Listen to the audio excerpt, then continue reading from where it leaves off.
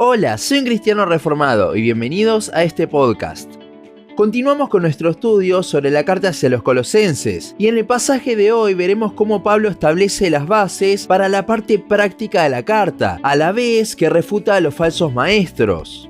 Colosenses 2:16 al 3:4 dice: Por tanto, nadie os juzgue en comida o en bebida, o en cuanto a días de fiesta, luna nueva o días de reposo, todo lo cual es sombra de lo que ha de venir, pero el cuerpo es de Cristo. Nadie os prive de vuestro premio, afectando humildad y culto a los ángeles, entremetiéndose en lo que no ha visto, vanamente hinchado por su propia mente carnal, y no haciéndose de la cabeza, en virtud de quien todo el cuerpo, nutriéndose y uniéndose por las coyunturas y ligamentos, crece con el crecimiento que da Dios. Pues si habéis muerto con Cristo en cuanto a los rudimentos del mundo, ¿por qué, como si vivieseis en el mundo, os sometéis a preceptos tales como no manejes, ni gustes, ni aun toques, en conformidad a mandamientos y doctrinas de hombres? Cosas que todas se destruyen con el uso. Tales cosas tienen a la verdad cierta reputación de sabiduría en culto voluntario, en humildad y en duro trato del cuerpo, pero no tienen valor alguno contra los apetitos de la carne. Si pues habéis resucitado con Cristo, buscad las cosas de arriba, donde está Cristo sentado a la diestra. Poned la mira en las cosas de arriba, no en las de la tierra, porque habéis muerto, y vuestra vida está escondida con Cristo en Dios. Cuando Cristo, vuestra vida, se manifieste, entonces vosotros también seréis manifestados con Él en gloria.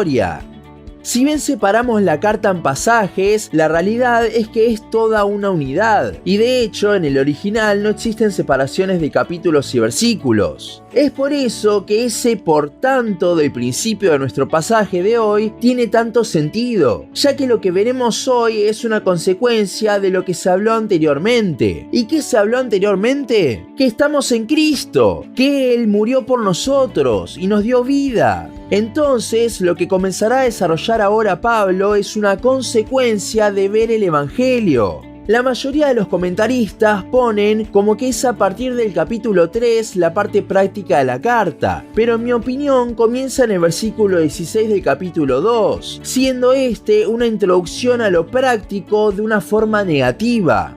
Analicemos el pasaje. Los versículos 16 y 17 comenzarán mostrando la libertad que tenemos por justamente estar en Cristo, ya que ahora le pertenecemos. Versículo 17 al final. Aquí es cuando vemos un poco de la influencia de los falsos maestros de Colosas sobre los hermanos de la iglesia. Vemos en el versículo 16 que estos falsos maestros estaban juzgando a los hermanos por no cumplir con las cosas de la ley, a lo que Pablo los deja tranquilos hablando de que todo eso era simplemente algo que apuntaba a Cristo, pero que en Él, como dijo antes en el capítulo, se encuentra la plenitud, estamos completos.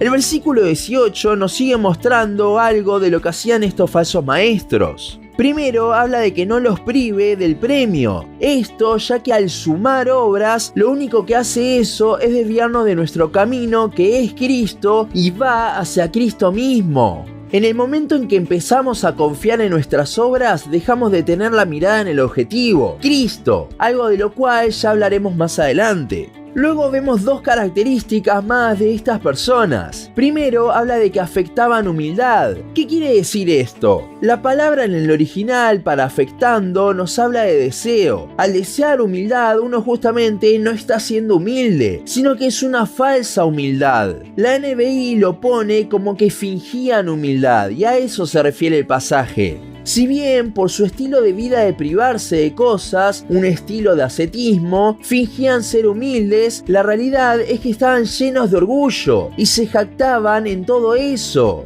Después, Pablo habla de que rendían culto a los ángeles. Hay varias posturas sobre esto, algunos hablando literalmente de adorar a ángeles, basado más en el paganismo de Colosas, otros hablan de adorar con los ángeles. Esto basado un poco más en el judaísmo, aunque un judaísmo totalmente tergiversado. Pero cualquiera sea la postura, el sentido es el mismo. Se estaban metiendo en cosas que no sabían y por eso también estaban desplazando a Cristo del centro.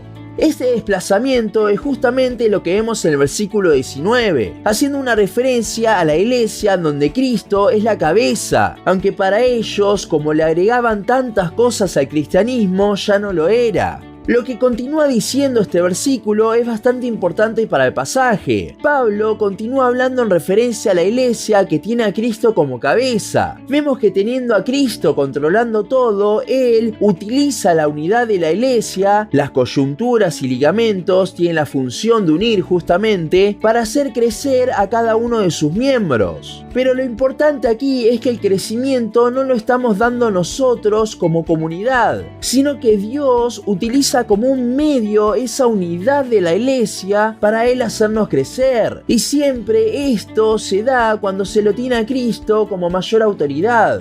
El apóstol continúa hablando de las consecuencias de estar en Cristo. Creo que los versículos 20 al 23 es mejor estudiarlos como una unidad antes que uno por uno. Aquí Pablo actuará con sorpresa. ¿Cómo puede ser que estando en Cristo, siendo libres, se vuelvan a poner bajo esclavitud y bajo cosas del mundo? ¿Acaso no entienden la gracia del Señor? Este ascetismo que estaban teniendo los falsos maestros de Colosas ciertamente llamaba la atención. Y es que el ascetismo, el aislarse de cosas, parece ser algo piadoso. Pero Pablo nos dice acá que no. ¿Por qué? Porque el medio no es Cristo.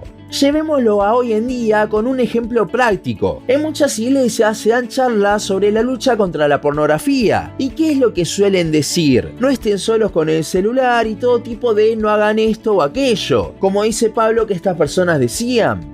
Ahora, esto puede ser práctico y puede servir por un tiempo este tipo de ascetismo, pero nada te garantiza que el día de mañana no vuelvas a caer. Y es que el problema no está en el hacer o no hacer, sino en el corazón.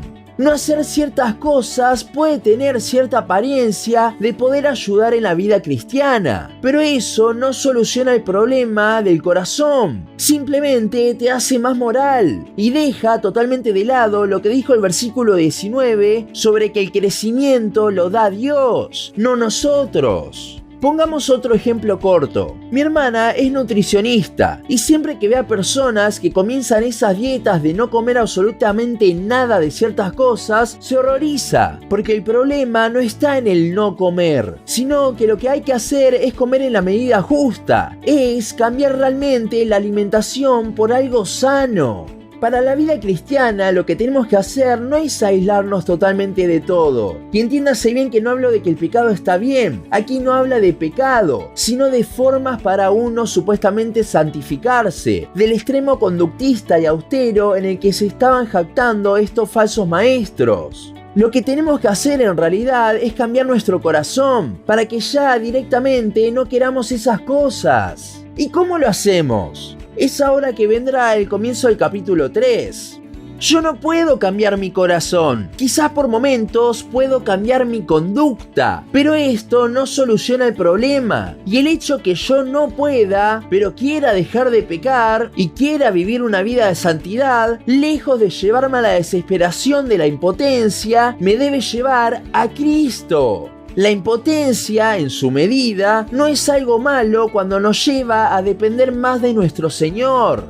Pablo comenzará este capítulo poniendo las cosas bien en claro. Si somos hijos de Dios, lejos de intentar ser más santos con medios humanos, como el ascetismo, debemos buscar a Cristo. Este pasaje, específicamente la frase buscar las cosas de arriba, se lo saca mucho de contexto hablando de que estas cosas es una vida piadosa. Pero si vemos el contexto y todo lo que habló el apóstol antes, nada más alejado de la realidad, ya que no debemos buscar obras, sino que, como dice más adelante el pasaje, debemos buscar a Cristo. Es mientras más impacta su ser en nuestras vidas que más surgirá en nosotros una vida piadosa. Dios es el que puede cambiarme el corazón, el que da el crecimiento, por lo cual debemos buscarle más a Él, reflexionar y profundizar cada vez más en su ser y su obra.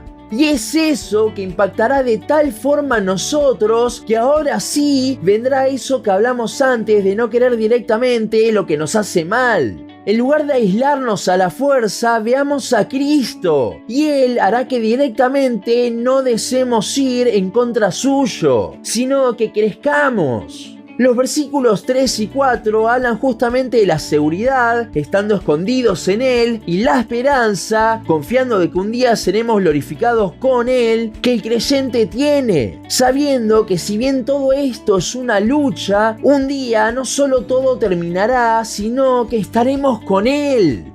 Sé que si no se entiende bien en el contexto, puede sonar un poco liberal y permisivo del pecado, pero ya veremos en el resto de la carta que no es así. Simplemente Pablo acá nos está marcando la base de la vida cristiana, la cual no se basa en obras de hacer o no hacer tal cosa, como decían los falsos maestros, sino que se basa en Cristo, en verlo día a día a Él. Los cambios en la vida del cristiano no son simplemente de conducta, sino que son del corazón. Y esto es por el impacto que Cristo tiene en nuestras vidas. Si tu vida cristiana se resume en un no hacer tales cosas, lo que estás teniendo no es una vida cristiana, sino una vida moral, algo que Pablo describe como del mundo. La vida cristiana verdadera no se basa en obras, sino que se basa en Cristo. Y siendo ese el cimiento es que vendrán las buenas obras de las que el autor de la carta hablará en el resto de la misma.